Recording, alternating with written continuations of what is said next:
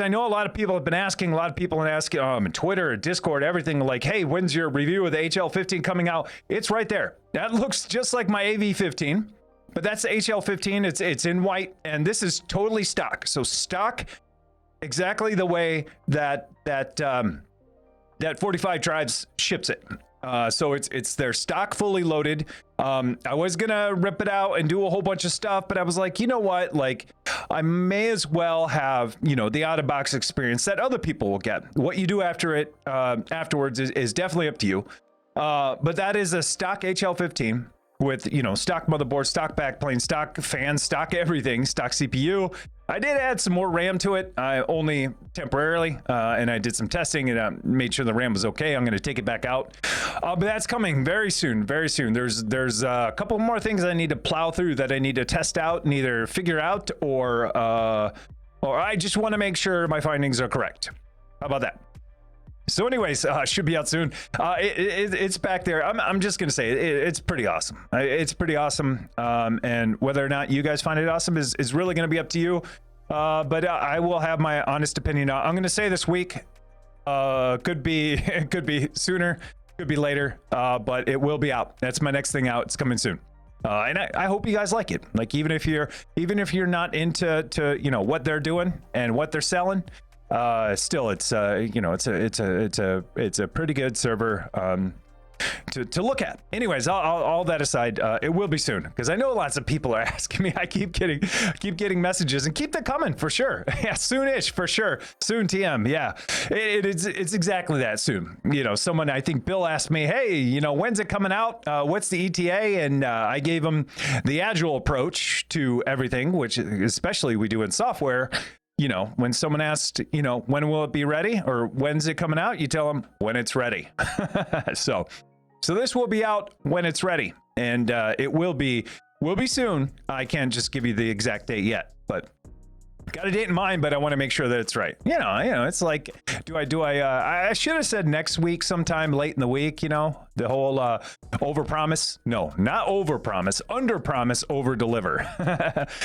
That's a good tactic for sales, is you underpromise everything so that you overdeliver when it gets there. So it's good sales and marketing tactic right there. So I should be underpromising this, saying, yeah, it might be 2 weeks, Anyways, let's get into what you guys are talking about, and let's have a chat. Let's see what you guys are working on. You got something working on tech related, struggling with, you'd like to talk about. Let's talk about it. So whoa, this was me testing. Good. Hello Paperless Mocha. Hello Yakto, how's it going? Crack Kitty, 2 years. Yeah, what a ride, for sure. This is your sub message. I have to figure out how to get those. Anyways, thank you again. I'll say thank you again. How about that? I need to figure out how to get them filtered out of here, because I call them out separately. So anyway, salutations, just Kaiser. Oh, Kaiser Sose. It's Kaiser Sose. I like it. Salutations. How's it going? Check 1 2. You heard it. Yeah. I have to start every stream now with a check. And I go over that TV. I turn up the volume and I see if I can hear it to make sure. It's sad world I'm living in right now, where I have to test in production with this, for sure. It's definitely testing in production. There were 2 times where I have a test channel. I'll go on that test channel and I'll test it there first, and then I'll switch over to my real channel. But that's painful. That's painful, getting my stream tokens and messing with that whole thing, or creating profiles for each. It's kind of painful. So anyways, I'm glad you can hear me. I hope you can hear me. That'd be pretty wild if last 10-15 minutes of just talking to myself. I'd see it in chat though. Nobi Ryu, hello, from flying across the country, from Florida to Kansas today. Wow, you're up in the air now? That is awesome. Well, hey, maybe you are. I think they block a lot of streaming stuff. I don't know. Well, they block voice stuff for sure. I'm gonna assume you're up in the air. Well, hey, how's it going? Have a safe trip. I hope you have a safe, turbulent-free flight. That's turbulence is never fun. It's just, I hate even feeling the little tremors as soon as they come in. I'm like, whoa. Invites. Thank you. Let's see. G'day says g'day all. How's it going? Hi Tim in chat. How's it going? S3 Cyber Knight. Hey all. shaking on this cool fall Saturday? What's shaking on this cool fall Saturday? Hey, yeah, it's I'm there with you. I kind of like this cool fall Saturday. For us, you know, in Minnesota, it's 53 and sunny. The next 2 days are going to be exactly the same. Sunny and dry. And this is peak weather for me. Peak weather is 50s on 50 and dry. Peak for me. 60s great too. 70s kind of getting into like might get kind of warm. Can't wear a hoodie. But this is perfect. Perfect weather for me. And then it's all downhill. From here it's getting down into the upper 20s, which, you know, is pretty seasonal. It's pretty normal. Yakto, starting my new 42U rack and deciding how much effort I want to put into moving servers this weekend. Yeah, man, you got a lot going on over there at YWS in your data center, aka your garage. But yeah, that's I know how you feel. Well, I know how you feel. What, you know, the feeling when you start a big new project and you're like you're like excited to do it, but at the same time it's like, it's a lot of work. I say go for it, man. I say go for it, because me, I'm kind of like, if I have the time and I have the energy and I have the motivation, like those three things are hard to come by all at the same time. And maybe you don't have all three of those, but if it gets in my head and I have the time and I have the energy, I'm just like, let's do it now, because there's no better time than now when you need to do something, because who knows if that'll come back. So, well, I hope you get it all stood up. Your new rack, is this rack 4 or 5? I think it's 4, maybe 5. Nobi, hey, working on nothing this weekend at the time. In a couple of weeks, I'll be redoing my server rack setup to get new hardware set up and rack properly. Awesome. Yeah, that's 'tis the season. I noticed that, like, people go gun-ho when fall starts to come around, at least fall in the northern hemisphere. It could be fall in the southern hemisphere, but it would be opposite ends of the calendar. Either way, fall is fall, autumn is autumn. But yeah, I've noticed that, like, this time of year, fall is when people are just like back into homelab stuff. It's, you know, heat the home with your servers. I think it's just, you know, less to do outside, depending on where you're at in the world. Different types of sports or less sports, or kids are in school, who knows. But it is the season for home labbing. It certainly is. G Feldman, playing with Kadas Mind that I really didn't need to. I don't know what that is. Is it a game? Is it music? I don't know. I don't know what it is. I'm assuming it's software or a game. I don't know. Let's see. Hi, Tim. This is from 500 internal error. I like it. 500 internal error. Hi, Tim. Just finish setting up a WAN failover for my OPNSense box. Nice. Using an old access point in client mode to connect my phone's hotspot to the primary connection. Ever goes down. Awesome. Sure. I end up double natted, but I guess that's better than no internet at all. Yeah, that is awesome. So WAN failover on your OPNSense box, which is then going to your access point in client mode to connect your phones to their hotspot. And then, yeah, you're double natted. You're natted, you know, from one gateway to the next gateway. But hey, that's totally fine. That's better than nothing at all. Like you said, you know, some internet's better than no internet.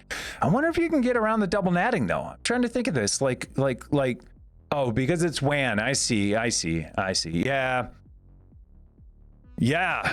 You are going to be double natted, but that's totally fine. I'm trying to think, like, how could you do this? You would have to, like, tie it back into your main network, but at the same time, yeah, you would have to tie it back into your main network and then, like, not have HCP and not plug it into the WAN. You'd have to plug it into LAN, I assume.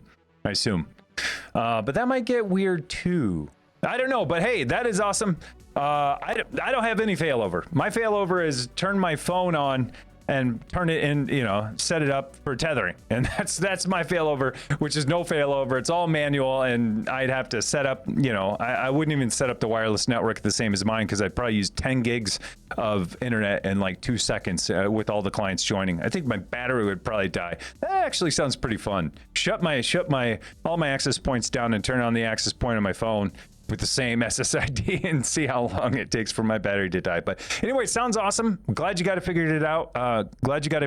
And sounds like a cool little project.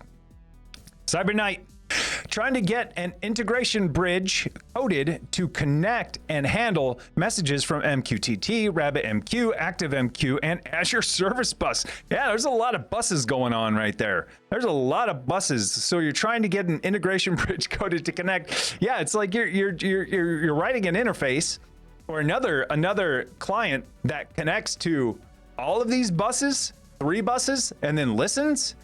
That's a lot of buses. That's a lot of message busing going on. I'm surprised they don't have just like some generic connector that all of them could connect to, and maybe they do, and maybe that's what you're working on. But it sounds awesome. Sounds a whole lot of bussing going on. Xavier, don't worry. Even though I'm wheeling and dealing again. Oh yeah, that's the sub message.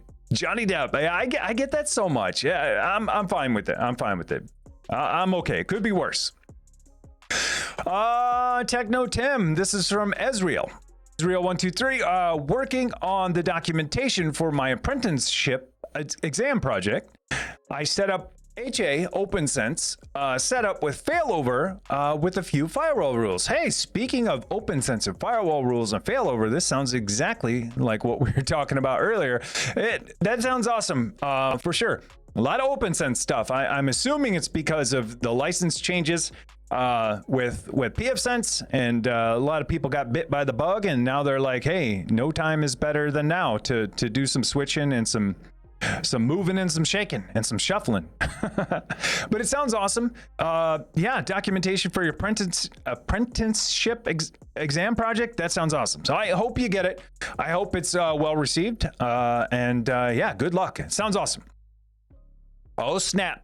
24 big ones. That's right. 24 big months. Thank you. Appreciate it. 36. There's the 36. Takano. Oh, IP cam setup due to rain. Okay, so you were talking about your. I thought it was either pain or rain, and a combination of the two was IP cam because of rain. So I got that scam train. That's what I'm talking about. Scam train. Choo choo. Under the internet. Ooh, under the internet. I like it. Undernet. I am testing a software called Paperless to organize all of my documents. In the past, I simply renamed files, but they became too much of them, so I searched for something to automate the process. Hey, under the internet, this is actually awesome. I think a lot of people are familiar or have used Paperless or like Paperless. I think it's a great idea too. I don't have the greatest document system right now. It's a file system. Some stuff's local, some stuff's in the cloud. Used for different things. Don't have a great search mechanism. Oh, and some's on my phone as photos. So yeah, I should look into it too at some point. You know, a lot of the times, a lot of my documents, you know, are photos that I just took a picture of because I'm like, like all of my shipping receipts, just take a picture right away. As soon as I do it, before I even walk out, I take a picture and then I walk off or put it away. So yeah, this sounds pretty awesome. Dude, Avalanche, Mr. I'm going with Mr. We need some strobe action for there because my strobe is not working. Not working. Dude, Avalanche, Mr. Thank you so much. Prime sub, new Prime sub. Thank you. I appreciate it. Thank you so much. Welcome. Thank you so much. Appreciate it. Let's see what else we got going on here. Yo, first time here, Black Sprite. Hey, thanks. I appreciate you being here. Thank you so much. Insert this is fine GIF here. Oh, that's the earlier. Oh, this is fine. Yeah, it's totally that. This is fine. Is kind of me. I mean, replace the fire with strobe lights. This is fine because they won't turn off right now. I'm manually clicking buttons. I don't know. I know exactly why it doesn't trigger automatically. I have to make like a conscious decision on where, you know, these things live, in which VLAN, and then on top of that, I have to accept some kind of, you know, risk for opening up a firewall rule. I'm not ready to accept that risk yet. So I was like, I'll do it manually. But yeah, this is fine GIF. Yeah, this is fine GIF is me, but with LED lights. It'll buff out. Yeah, it'll buff out. Let's see. Paperless Mocha. Sorry, I love saying that. Taking a stab at K3S this weekend. Awesome. Trying to get some of my smaller services to run just on low power server, but also spin up my high power server when needed. Jellyfin or Nextcloud running. Trying to figure out how to manage storage between the two. Yeah, that's tough. Storage in Kubernetes is tough, especially if you're going to be managing storage between the two, right? Yeah, and then it kind of goes into, well, okay, you got a couple things going on.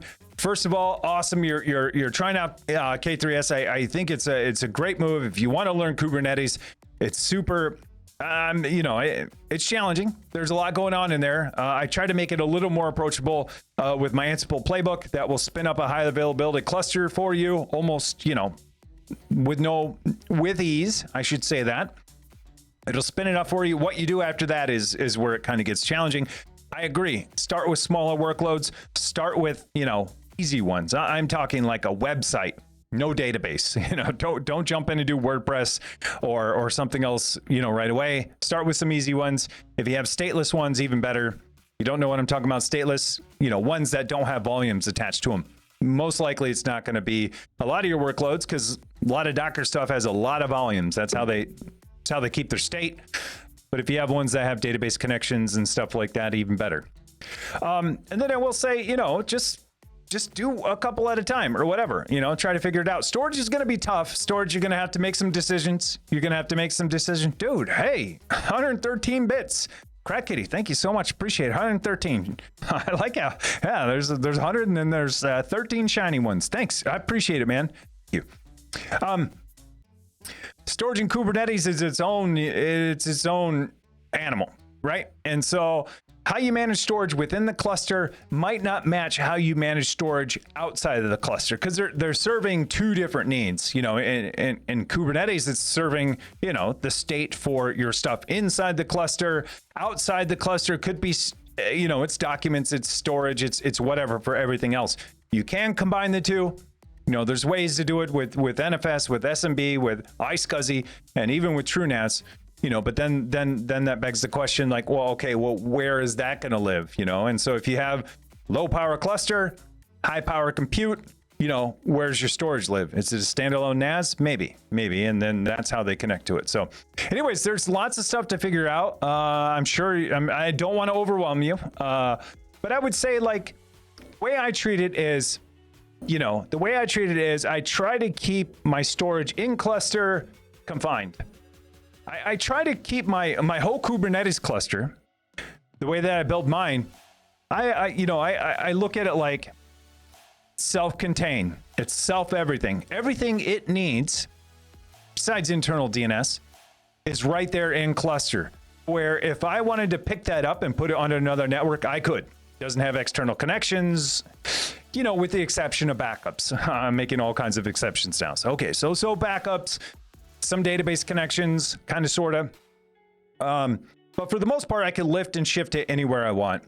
So it's not relying on storage outside the cluster. I put storage inside the cluster. But then again, that storage class, Longhorn, that I use is only serving things for inside the cluster. So I think, like, if you think about it that way, it might help. It might help. But then again, like, it all goes back to, what workloads you're running and what storage needs they have. You kind of start there. And then when you start realizing, it's some config files, it's this and that, I would keep it all in cluster. I would always keep storage in cluster if you can. I thought he said meth. No, I didn't. I don't know where I said that, but maybe I did. I'm kind of doubting it. Maybe you need a dedicated stream machine. You'll never touch it. ISO. I thought that same exact thing when I was in this whole conundrum.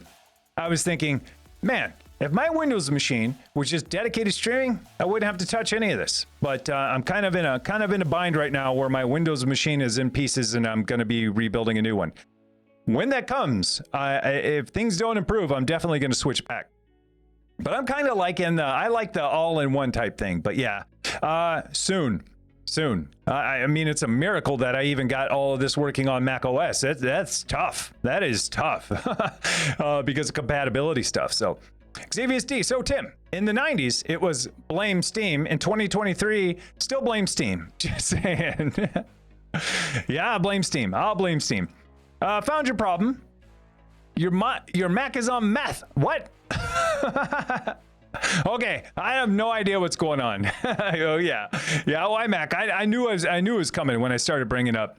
I knew it was coming. Well, I have my Mac Studio, and it runs circles around any machine I could build right now at a fraction of the power cost and zero noise. And so yeah, and I had one. I mean, I've had one for almost 8 or 9 years.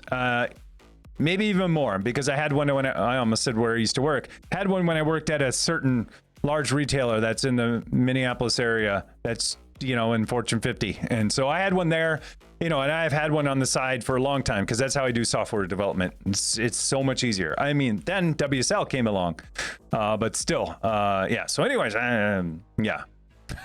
Whoa, I skipped over it. Techno Tim, I can take a road trip and get that Windows machine going, just that Windows machine going just 3 hours away. Xavier D, I know you could. I know you could. I'm kind of like, I don't want to touch that Windows machine until I'm rebuilding my new one, which I'm kind of in the process. I just need to get through like 3 or 4 things. I feel like my stack is always 3 or 4 things, but really I have 1, 2, 3, 4, 5 things to get out before the end of the year. That's video related. That's coming really fast. So if Mac, then also NVIDIA. Yeah, I know. If it's not one, it's the other. ZimaCube in the back. Yeah. Hey, I didn't even notice that. I'm glad I'm not on the NDA. Yeah, you are exactly right. Good eye. Man, I should be I shouldn't depend on my bokeh so much, but man, that is a good eye. That you saw that is, and I'll say it is. It's 100%. I can't point the right way, but you're 100% right that is a ZimaCube, and man, you have a good eye. I thought the bokeh would have, you know, totally distorted it, and I didn't even think about it, honestly. Which is yeah, I'm not gonna say anymore because yeah. Anyways. I just need to make sure that the bokeh does hide some stuff, or that stuff is definitely not in focus, because I could get in trouble for some things that might even be back there. Just gonna do this the rest of the stream.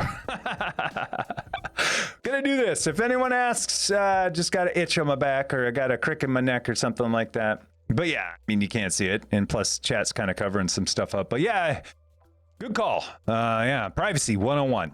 I think I'm gonna have to blur my background a little bit more, but yeah, there are some things back there that I am under NDA for that you cannot see, and I'm glad. And don't like try to. If this was like on TV, you could do the reverse, like sharpen the image and, you know, zoom in and all of that on like every single sci-fi movie ever.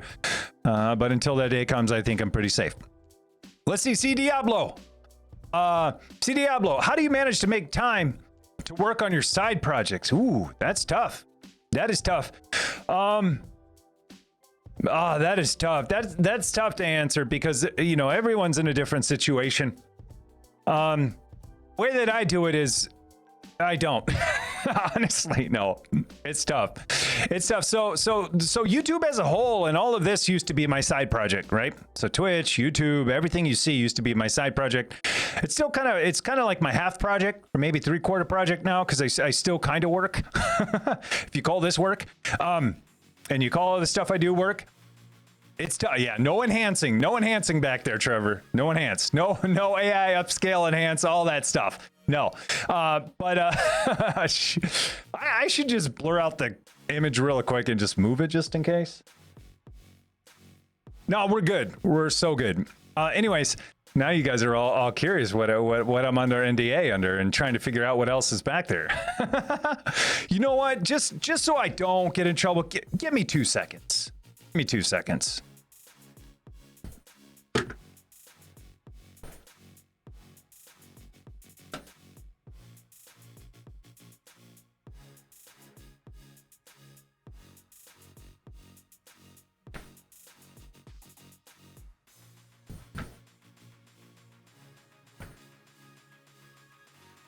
All right. If there was ever a time to do an enhance, that would have been the time. Now you're going to be like, what's different? Yeah, exactly. What's different back there? I'm just going to, no, it's all good. It's all good. I mean, it's nothing like super, you know. Yeah, anyways, let's move on. Let's move on. I'm just digging myself in a hole. Okay, let's bring this one back up. Can I bring this one? Yeah. So how do I make time to work on your side projects? I mean, it's tough. Like it just goes back to time management, you know, just simple time management type stuff. Like, you know, for me, it's, you know, I used to bucket work into different time periods throughout the day. Obviously, if you're working, you got a 8 to 5, you got a 9 to 5, however long that lasts, right? You have that bucket that's should be 100% for work, right? What's that leave after that? You know, that leaves nights and weekends. So then you have to decide, like, okay, nights and weekends, if I want to do side projects, is it this or is it Netflix and chill? Or is it this and whatever else you want to do? Is it this and go out with your friends, you know? And I think you just have to make those decisions. If you start doing it's this and this and this, then they'll never get done. And then they just become, you know, a hope or a dream. Or something, you know, wishful thinking. So I think it's all about sacrifices. You know, I've made a ton of sacrifices over the last couple of years to do the stuff that I wanted to do. It kind of stinks, you know, and, you know, who pays for that? My wife and my dogs, you know, and my family. And it kind of stinks. But I think that's the same game. That's the same calculus anyone has to do when they start to decide, like, do I want to do something other than work that's other than my family? You know, it's going to carve into family time, whether that be your immediate family or whatever. It's going to cut into family time, family and friends time. So yeah, I mean, that's at the end of the day, that's where it comes out of. I mean, most people, yeah. So it's tough, but even if you have, I would say, if you don't want to cut it out of family and friends time and or work time, you know, there's the old, you know, get up 1 hour earlier and try to do it, you know, in the morning, or sleep 1 hour less, you know, and try to do it, you know, in the morning or in the morning on the weekends. There's that too, you know, but you know, at some point there it's going to be a trade-off for something. Either going to be sleep, family, friends, working out, social time, or your job. Hopefully not your job.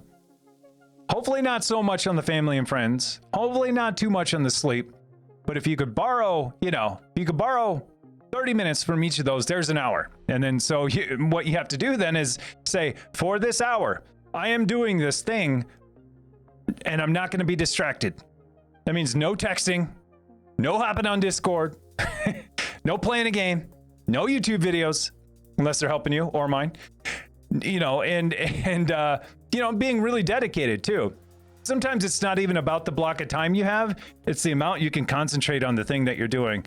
I've been pretty fortunate. Well, it wasn't always fortunate for me, but I've been pretty fortunate, at least lately, to be able to focus really, really, really well on one thing. And I think that's a discipline. It's a discipline you have to pick up is how to focus. That means limit your distractions.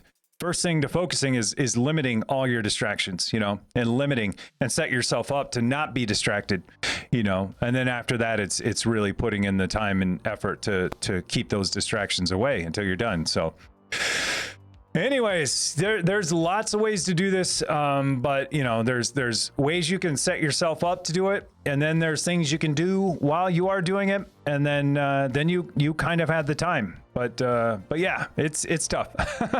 Xavius D, his side projects are his YouTube videos. Yeah, I know, pretty much. I know it's the same. It is the same for sure. Need a 3D printer to print a perfect camera mount. Yeah, I do. It's getting shaky in here, just like that. That's what I'm talking about. It is. I have this dream of how I want to mount my cameras, but I'm doing nothing about it except for talk about it. Because I don't have a better solution right now. And I'm very hesitant to put holes in the wall. But then again, I'm at the point where I'm like, man, I'm just going to do it and put like this crazy arm so it's mounted to the ceiling. And then, you know, I could jump up and down and nothing's going to happen. Black Sprite. trying to get my homelab set up and having problems with TrueNAS install and Proxmox not maintaining a connection. So trying to get my homelab set up and having problems with TrueNAS install in Proxmox not maintaining a connection. That one's tough. I mean, that one's tough. It depends. So I assume you're virtualizing TrueNAS, which totally fine. If you're gonna do that, I would say go scale. Hey, dude, thank you. Oh, dude, I didn't even see that. Bill Nash, sorry, man. Dude, Bill Nash, thank you so much for the bits. I missed them earlier. Bill Nash, 100 bits earlier. Sup, nerds. And then Bill Nash, 100 bits. Alternatively, mount a shelf instead and attach cameras to that. You'll feel less guilty about a shelf. Yeah, that is true. The only problem is my wall is probably about, from me to there, probably about 5 feet back. And I did that purposely so I could, sneak around the back of my desk to, try to organize the wires. But that is a good point. I'd love just a crazy arm that, that I could just move around, that I could move over here, over here, wherever I want to move it. That's kind of where I want to go, only because camera angles, and then I have this ginormous, monitor. I don't know. I got to figure it out. I put that on the back burner too, because I'm I don't have great ideas. All my ideas include holes in the ceiling and mounts that don't really exist. So I got to figure it out. I will though. I should start announcing that too at the beginning and just saying, yeah, that's how this is different, because you're gonna get a wobbly stream, if I start bouncing on there. But thanks, Bill. I appreciate the bits. Thank you so much. So going back to this Black Sprite, I would say if you're virtualizing TrueNAS, I would use scale first and foremost, because Linux Space does a lot better with Proxmox. Not that BSD doesn't work, but you're gonna get the right NIC drivers. You're gonna get all the VirtIO stuff that you kind of want on most stuff that isn't compatible with FreeBSD. And then outside of that, that is still loud. Yet another thing I need to fix. I like this dark mode. Thanks for activating dark mode. Oh, thank you. But I mean, that's first and foremost. If you're gonna still use TrueNAS Core, totally fine. Other things I would check, I don't know. You could try playing with a NIC. Make sure it's a E1000. If that's the one that's disconnecting, try a different type of NIC. If it's your storage that's disconnecting, that's totally a different can of worms, where I would make sure the HBA is okay, the cables are okay. I mean, there's a lot going on there. But a lot of people have virtualized TrueNAS and run it in their environment at home. Throw it in Discord, throw it in the storage or hypervisor. We'll figure it out. What's up, PC Geek? How's it going, man? Soon, TM. Yeah, for sure. Everything for me soon. Wanting to try Kubernetes, but the learning curve seems steep. It is steep. I'm not gonna lie. It is steep. I mean, it's basically, not throw everything, but throw a large part of infrastructure that you know about out the window. Be honest. Yeah, because cloud native type stuff is really different when you start getting into storage and disks. They kind of change that up. They go by Gibby bytes and Tibby bytes and Mibby bytes, all the Bibby bytes. But a lot of people switch to that anyways. I mean, it does. Load balancers, services, ingresses. I mean, it just changes your vocabulary. A lot of the core fundamentals are still there though. It's just a slightly different vocabulary. So if you could kind of get behind, what containers are, and you can kind of get behind, what load balancers are, replicas are, and then health checks, all those types of things. If you can kind of get behind that and grok that stuff, from a higher level, you can start to understand Kubernetes. But yeah, it does have its own vocab for sure. But it's like learning anything new. Right? Like, where do I even start? What is this thing called and what does it do? And there's a lot of stuff out there. That can help you for sure. Under promise and overachieve. I like it. When I worked, it was under promise, over deliver. But yeah, that's exactly right. That should be everyone's sales mantra. Because either way, people are happy. And I don't mean purposely under promise, but you under promise a little bit, either on price or delivery or time or value, and then over deliver it. Hello, just bought my first rack, 36U1. All right. That is awesome. I think that is a great size. That is a great size. When you, I mean, I would pick 42 if I could, but I couldn't even fit it in my little server room into the room formerly known as the grow room. I couldn't fit it in there, but hey, congrats on your new rack. I hope you fill it with things that are full of joy. I don't know. I'm sure you have a list of things, and I'm sure in your mind you have almost every U planned out, you know, with an extra 4 just in case. But that's probably taken too. But congratulations! It seems like you got a lot of fun and a lot of work coming up for you. If I could give some advice, put the heaviest things on the bottom, especially batteries, if you have them. Leave some space in between networking, because you're going to end up getting another switch or another router or a core switch or some kind of aggregation switch. Do the cable management. Do the tough work. Come up with a system for managing cables, because I know that, you know, server racks and data centers, they all have arms and they all have great places where cables should go, you know, and you know, seemingly all the money in the world and that they want to spend on arms and ways to manage cables. Home, it's a little bit different. So come up with a system for doing that in your home, and just follow it. I'm embarrassed to show my current rack setup, which is going to be soon because of cables getting out of control for something I thought was temporary, but it's not temporary. It's been that way for 4 months. So anyways, yeah, try not to do temporary stuff in your rack too. That'll save you on a lot of stuff. Temporary IPs, oh, it's just here for a minute. Oh, I'm just going to switch the network really quick. Oh, I'm not going to label this port on the switch. Oh, I'm not going to, you know, I'm going to take this power cable from over here and plug it into here because I don't want to run another one. I'm not going to run them through cables because this is all temporary. Anytime you do that, anytime you find yourself doing that, just stop. Stop and do it the right way. Because temporary, you know, a lot of times turns into permanent, you know, semi-permanent. But yeah, that's my advice. You can take it or leave it. But congratulations. Let's see, Xavier. Finally redid my Proxmox cluster. Fresh install of all 3 nodes. OPNSense Pi-hole traffic backup. Yes, I think I may do a fresh VM installs for my TrueNAS, Ubuntu, etc. options on that, or resporting them. All right, like resporting VM backups. Kind of want fresh, so all the MISC stuff I installed while playing isn't taking up space. You got so much space anyways. Yeah, I would do fresh. I mean, if you're starting fresh with everything else, why not start fresh with that too? That's my motto. Start fresh when you can. Just scrap it. No.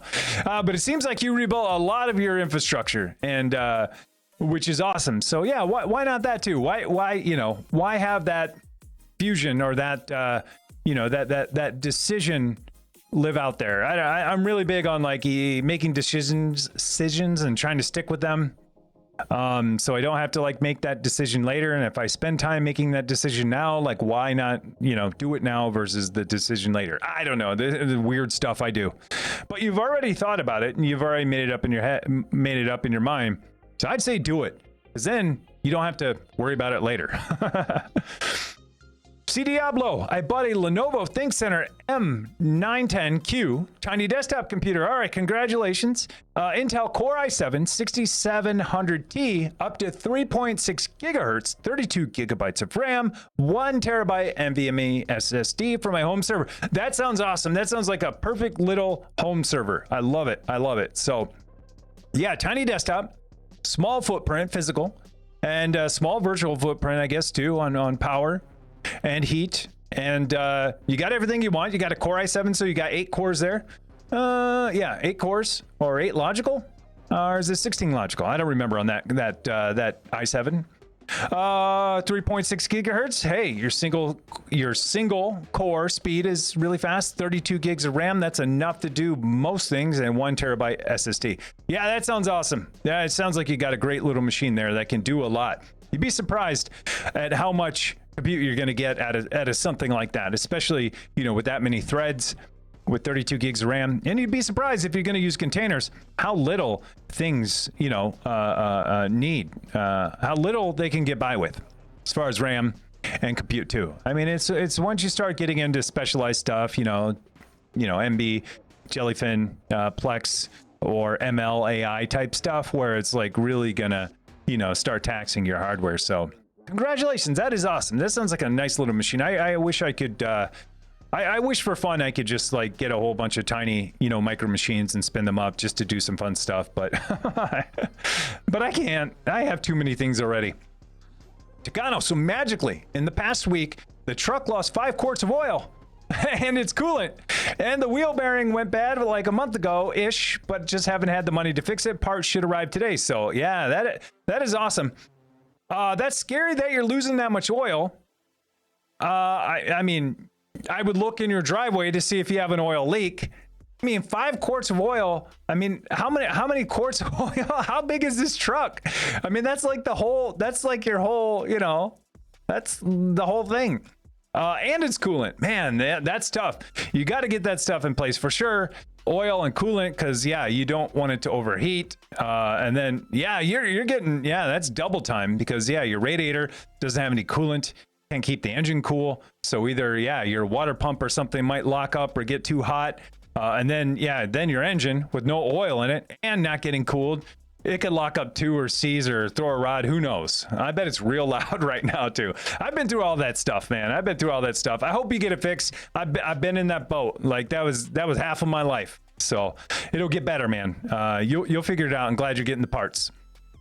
Takano, I have a mechanic that's going to take a look at the coolant leak and the oil magic trick and is going to install the wheel bearings. That is awesome, man. It's a good to have someone that's in the trades, or is in the trades, or that is an expert in some field that you're not an expert in. And I'm sure you'll do this, but trade your expertise, see if they need anything that you're an expert in. And I think that those kind of relationships with friends especially go a long way. But that's awesome. You have a friend who knows that stuff. Hope you get it fixed. Brandon Ehring, hello friends. He just popped up for a second. Xavius, I still have my NVIDIA A10 sitting on my desk I got from Yocto. So many things to do on the list. You need to get on it, man. You need to get on it. No more games. It is fall. It is almost Thanksgiving. You should be home labbing. No more games, Xavius. I'm here to tell you. I'm kidding. Not really. But no, I'm kidding. The games all you want. Mr. Graham, hey man, how's it going? Howdy, good to see you. Hey Tim, the HL15 looks pretty good back there. Yeah, Redstone Games. Hey, how's it going? Good to see you. It does. Ooh, yeah, it is. I believe Redstone Games. May or may not be. I'm all right. I'm sorry, I don't want to divulge any information. But Redstone Games, hey, good to see you. You spotted it. That is exactly right. It's back there. It is my HL15. I'm so close to having this video done. Just a couple more things I need to figure out. I'm super excited about it. I put a lot of effort into this one, going through the whole entire thing. I mean, I'm talking about, components on the motherboard, to testing, to stress testing, to fans, to power, to you name it, case, backplane, software too. So I'm excited about it. You spotted it. I know why you spotted it. Xavier T, what are other ways to heat the homes other than your servers? What magic that you speak of?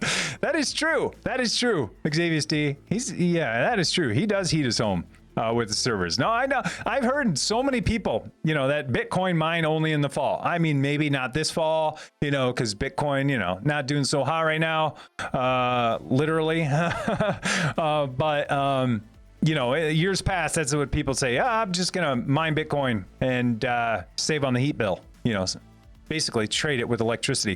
BC Geek, buses sounds like a city or school. Yeah, bussing. Yeah, I'm bussing. Dapper says can connect and listen to all of those. Dapper can connect and Dapper. I don't know what Dapper is. I need to know what Dapper is. I like saying Dapper for some reason. Real quick, aka Mechanico. Hey, thanks for the follow. Appreciate it. There were some other follows I probably missed, and I do apologize. Lynchwoods and Spovidnik. Hey, thanks for the follow. Appreciate it. I don't know what Dapper is, but it sounds awesome. And I always love an acronym that I can pronounce.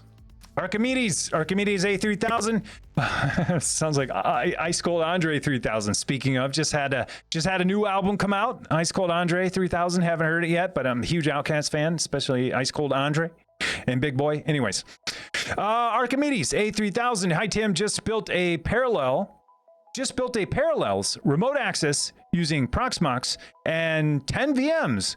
Cool thing was I work for a nonprofit org and Proxmox gave us a nonprofit sub for the enterprise subscription. That is awesome. So awesome. So you just built a Parallels remote access using 10 VMs and you got a nonprofit org license from Proxmox. That is awesome. I saw that they had that on there.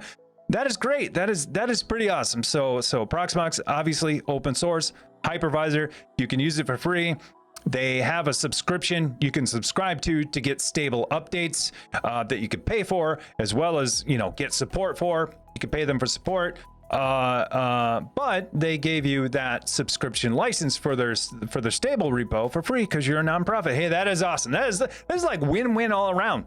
Open source, you know, giving a nonprofit a free license to something. Yeah, this is awesome. Well, congratulations. That is awesome. Proxmox, you know, as you know, I think it's awesome. It's super stable. I couldn't ask. Well, I could ask for some more in a hypervisor. I don't even want. I'm going to get into some of that in my video. But anyways, that's all aside. Awesome. And I thank you. I don't know what you do as a nonprofit, but thank you. I'm sure it's hopefully it's rewarding. Hey, Techno Timmy Tim. I like it. Sorang CR. Hey, Techno Timmy Tim. It's funny. A guy growing up always called me Tim Tim. I don't know why. It was just Tim Tim. It was just two of everything. So, man, Xbox Twitch. I haven't looked at. I haven't. I'm gonna be honest. I haven't turned my Xbox on in a long time. It's been a long time. It's like the prettiest, most high-tech looking game console that I don't use, and that's kind of sad. But yeah, I can imagine. I mean, even the Twitch app on Apple TV is kind of I mean, you know, mobile app is good, web is good. Outside of that, it's kind of like you know, it's lower priority for those development teams and those companies to do that. Please rank your favorite Zelda game. Riderhood Jeff, great question. Ooh, this one's tough. So I'm a huge Zelda fan. I don't know if you knew that, but I am. I mean, I have a picture of Link and Ganon and the princess plus Ganon right over there. A huge fan. It's usually my avatar for corporate stuff. You know, use my face for social, but you know, Link on my corporate stuff. That's just kind of how it goes.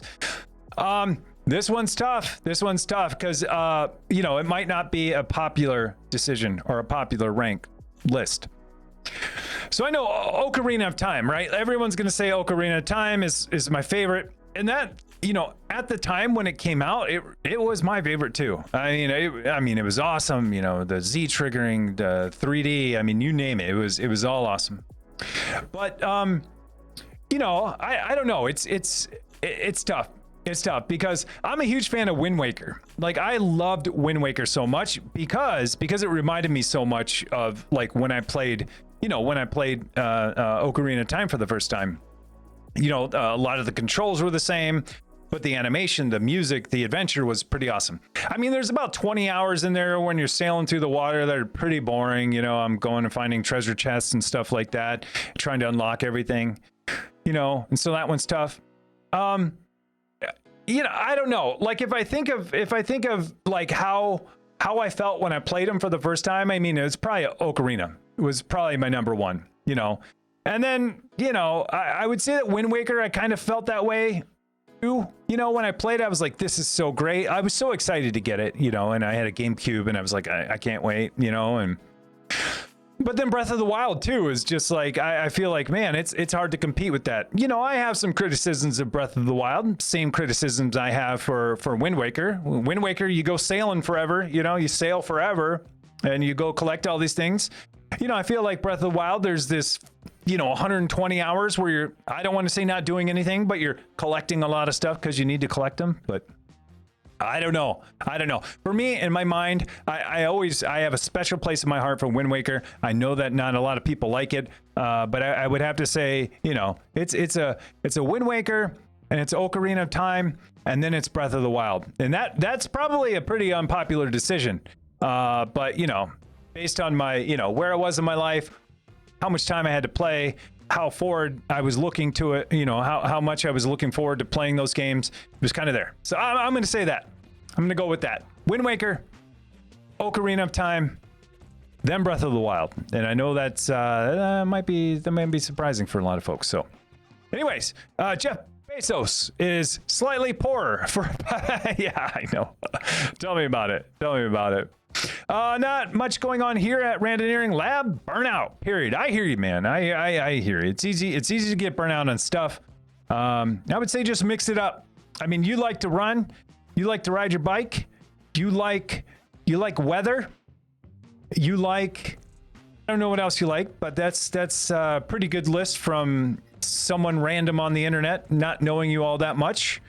I'd say go do one of those three things. You like clean desktop setups. You like, yeah, I keep going on. I'd say do one of those other things. That's the only way. My wife says, what is it? Time away makes the heart grow fonder.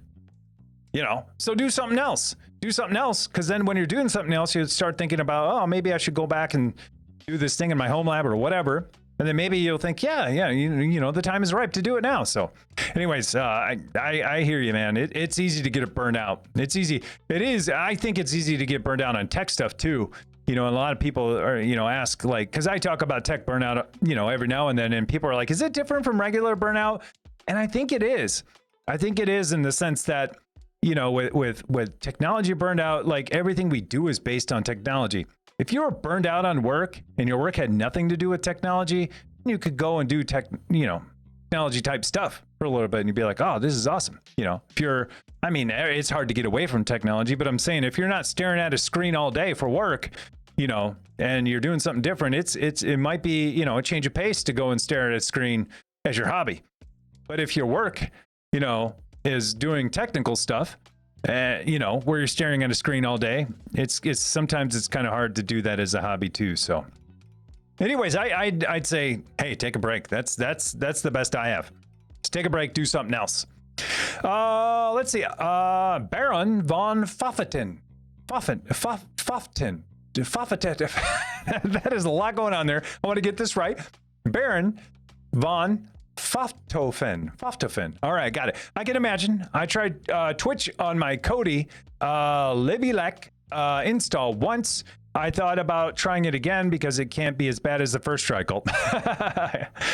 Yeah, it is tough. It is tough on other platforms. Most things are mobile first, web second. Arguably, some are still, web first, mobile second, or it's combined experience. Once you start getting outside of those two core experiences, when you start getting into specialized device, those companies look at like, how much money do we make on that platform? Well, we're going to spend, a fraction of that onto keeping that thing up to date or working or work on the user experience. And then at the same time, they're working within, the confines they have of that platform, and it could be anything, and it's highly specialized too. Think of, how many developers Twitch have that develop, the Xbox app, probably a handful, and think of how many developers they have that develop the mobile app, probably buildings full, So, I mean, I'm speculating, but it's probably relative in scale to how much they make off those platforms. Archimedes just built a pair. Oh, I saw that. Oh, thank you. I appreciate it. Sup, Tim, Trevor. Hey, how's it going? Thinking of different ideas for Netcool. I want to get some correlation working for the plethora of alarms that I have. Yeah, what kind of alarms and relationships? For sure. Yeah, for sure. Rip. Oh yeah, this is about me earlier. This is the one VOD that won't be on YouTube. Packages arrive. Let's do some AI upscaling. Yeah, you bring up a good point. Yeah, no, I'll review the footage. I'll review the footage before I put it on YouTube, and just make sure that bokeh is just a little too buttery to see what that was. You guys will be comparing later. But anyways, I will neither confirm nor deny whatever you guess. And in that case, nothing leaked. So, oh yeah, let's see. Did you get a piece of that a loom extrusion bar that they used on the 3D printers? Mount that with 2 wall mounts, 2 on each end, and then get a brack print, one that fits in the slot, and you get a slidable camera. I like it. Yeah, I like it, Xavier. Yeah, that's so that would be okay. So if we're going back to how do I mount my camera to the ceiling, I would love if I just had something to mount it to, and then an adjustable arm that I could just pull around in a full circle. All works, cords work, magically work. Camera I can, adjust up, down, upside down. I could pull it down here in front of me if I want. I could pull it back here. But my idea before that, because I didn't think that would work, would just get a bar. I'm talking about going, pretty jank, getting 2 bars, and pipe fittings, and then another bar going across, and then on this bar going across, just using a camera that has a mount with one of those clamps. So I could just clamp the camera on any part of the bar, and then from there the clamp would have some kind of arm that would articulate a little bit. And so yeah, I got a couple of ideas. It would look, I don't know. I would hate to put I'm really big on not putting holes in the walls if I don't have to, especially in the ceiling, but this is something I feel like I would have to put some pretty big holes in, and I would have to find the studs, and yeah, the list goes on and on and on. So I don't know how much you want to commit to that. The alternative is then to just build something around it so it's not attached to the desk, but that gets tough too. Oh yeah, and so then on top of that, the thing on the ceiling would have to be able to, I would either have to get an articulating arm long enough for when I'm sitting down, or short enough for when I'm standing up. Yeah, it's a struggle. It's a struggle. So, or just get 2 versions of the thing, a short and a long. But it's tough, man. It's tough. It's tough. Okay, guys. I'm pretty far over, but that's okay because I was pretty late. So let's see. Also trying to decide which server is to install. I had OpenSUSE on my laptop server, but thinking about installing Ubuntu or Rocky Linux. Yeah, both good choices. Honestly, I don't know much about OpenSUSE. I mean, I know what it is. I tried SUSE out a long time ago. SUSE, I guess I should say, is how they say you pronounce it. I'm saying it wrong. SUSE. Tried it a long time ago. I was just kind of like, I know what it's about. I know how to, work my way around it because it's, it's still Linux. I haven't done a ton on it. And so, Rocky Linux, it's going to feel at home. Just like Red Hat, same type of experience, and then Ubuntu, a Debian-like experience. So, pretty familiar for me. So yeah, it's up to you. I think both of those are good choices. If you want to go to the super open source vanilla way, try out Debian too. That's another option. Not to make it more confusing, but yeah, you should try out Debian too. I'm a huge fan of Ubuntu. I use it on all of my servers because it's there, it's stable, and it's compatible with a lot of things, and it's it's pretty modern-ish if you're going with one of the LTS. Noah, yeah, it was interesting. Oh, wait, I'm the conductor. I don't know how the conductor works. I think because you're leading it? I don't know. Okay, grow room. Techno Tim, is this an indoor gardener too? Oh man, Baron von Pfaffenhofen. The long-standing joke with my server room, I'll end on this. My server room used to be a room in my house with this little door cut out. I mean, the door was probably about 4 feet tall, and it was only as big as the studs. So I had to crawl into it and get into it. And once you got in there, it was like, what's going on in here? There's ventilation built in and stuff. And it was just this room that if you didn't know, if that drywall was sealed up, you would have no idea that it's there. But on my circuit box, it was labeled sauna. And so, I know that it wasn't a sauna. I mean, there was no cedar wood in there or anything. So the joke is always like, hey, that was the previous owner's grow room. I do not have a grow room in my house. Please. Well, I guess it's legal in Minnesota now, but anyways, I still don't have a grow room in my house, but that's the joke. And if like someone's scanning my foundation to look for heat, it probably looks like that now because I have a server room in there and my foundation's probably glowing if they're looking at it with infrared cameras. So anyways, that's the long running joke, is that my server room used to be a grow room. So yeah, I don't have one. Don't at all. But anyways, hey, yeah, Redstone Gaze, Dawson. I knew it was. I knew it was you, Dawson. I didn't want to say it, but you said it, so now I can say it. I totally knew it was. It's the same name you have for your GitHub too. But anyways, Dawson, I know, and you told me. You told me when I was there. I didn't want to say your name because I didn't want to divulge personal information, but now you said it, and that's exactly why you spotted the HL15 on there. So, good to see you, man. Good to see you. I hope you guys are all doing well out there in Nova Scotia. So, anyways, I do apologize. I know that there were questions that were asked. I do apologize. I tried my best to get through them. I went a little bit longer today. If you have a question that you want asked specifically by me or by anyone in the community who may know the answer and have a better, more concise, more articulate, shorter answer than I could ever come up with, I encourage you to join our Discord server. We have a Discord server. There's over 9,000 people. I have some of the most friendliest, knowledgeable people in there. I have no idea how I landed so many nice people that are helpful in my Discord server, but I did, and it's awesome. It's a partner Discord server. You can use !Discord to get the link now. You can just Google Techno Tim Discord, which should give you the link also, because it should be discord.gg/TechnoTim. So pretty easy to find. Pretty easy to find. Google it if you don't know it. And yeah, thank you so much. That's also how you can get it too. So I appreciate it. Full, thank you. Top Fuel, thank you. If you have any other questions, like I said, you can ping me, but there's a lot of people in Discord who know a lot of stuff. We have a lot of channels that are all divided up by expertise, I would say, or category. And so, yeah, feel free to throw something in there, or just feel free to come hang out and chat. A lot of chit chat that goes on throughout the day, week, night. That is pretty fun, and it's pretty good community to be tapped into. Obviously, I'm going to say that because it's ours. But at the same time, man, it's awesome. I'm not gonna lie, it's awesome. So I will have something out for you this week. It's 100% gonna be the HL15. That thing you saw over there. Pay no attention to the technology behind the curtain. That will be out soon too. So, anyways, thanks so much for tuning in. Thanks for hanging in there, being late with all the technology problems I had.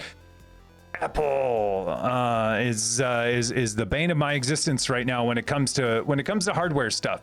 For a lot of the OS and software development stuff, it's great. Stability, great. Performance, great. When it comes to compatibility, Windows like blows it away. And when it comes to Windows Explorer versus Finder, Windows blows it away by far. I know that wreaked havoc on some folks out there on Twitter. Man, I think I still get alerts on that tweet, but. Anyways, hey, I'll see you. I'll be back here Saturday. Have a great Thanksgiving too. If you're in the U.S., have a great Thanksgiving. If you're going home to see family, or you're going to spend time with family, and even if you're not, have a great Thanksgiving. Be safe. Some time for yourself and enjoy it. That's this coming Thursday in the U.S. And so yeah, enjoy it. I will be here on Saturday though. The week after that week. Might be Friday, but that's Black Friday, so I don't know. Anyways, I'll let you know. It'll be in my Discord. Have a great rest of the weekend. Have a happy Saturday, and be good to each other. Take care, folks. We'll see you.